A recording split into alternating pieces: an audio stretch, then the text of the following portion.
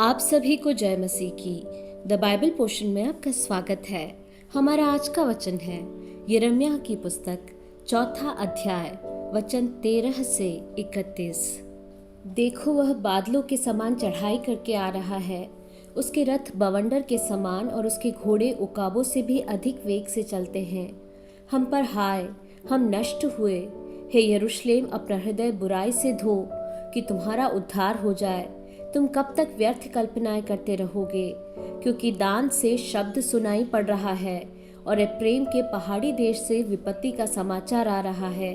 जाति जाति में सुना दो, यरूशलेम को भी इसका समाचार दो। आक्रमणकारी दूर देश से आकर यहूदा के नगरों के विरुद्ध ललकार रहे हैं। वे खेत के रखवालों के समान उसको चारों ओर से घेर रहे हैं, क्योंकि उसने मुझसे बलवा किया है। यहोवा की यही वाणी है, यह तेरी चाल और तेरे कामों ही का फल है।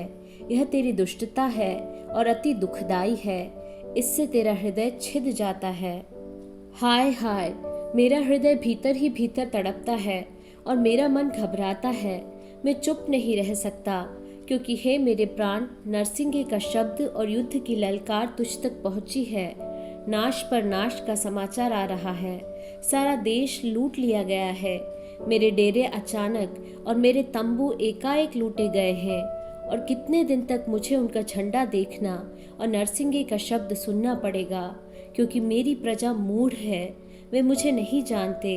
वे ऐसे मूर्ख लड़के हैं जिनमें कुछ भी समझ नहीं। बुराई करने को तो वे बुद्धिमान हैं, परंतु भलाई करना वे नहीं जानते। मैंने पृथ्वी पर देखा और वह सूनी और सुनसान पड़ी थी, और आकाश को और उसमें कोई ज्योति नहीं थी। मैंने पहाड़ों को देखा, वे हिल रहे थे, और सब पहाड़ियों को कि वे डोल रही थी।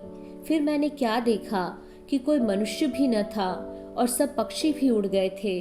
फिर मैं क्या देखता हूँ कि यहोवा के प्रताप और उसके भड़के हुए प्रकोप के कारण उपजाऊ देश जंगल और उसके सारे नगर खंडहर हो गए थे। क्योंकि यहोवा ने यह बताया, सारा देश उजाड़ हो जाएगा, तो भी मैं उसका अंत न कर डालूंगा। इस कारण पृथ्वी विलाप करेगी और आकाश शोक का काला वस्त्र पहनेगा, क्योंकि मैंने ऐसा ही करने की ठान लिया और कहा भी है, मैं इससे नहीं पछताऊंगा और न अपने प्रण को छोड़ूंगा।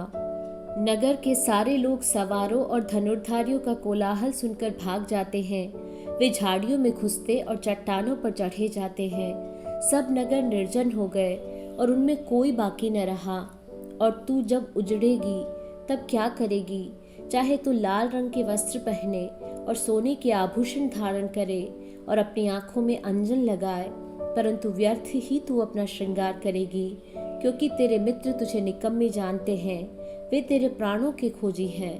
क्योंकि मैंने जच्चा का शब्द, पहलौठा जनती हुई स्त्री की सी चिल्लाहट सुनी है। यह सियोन की बेटी का शब्द है, जो हाफती और हाथ फैलाए हुए यूं कहती है, हाय मुझ पर, मैं हत्यारों के हाथ पड़कर मूर्छित हो चली हूँ।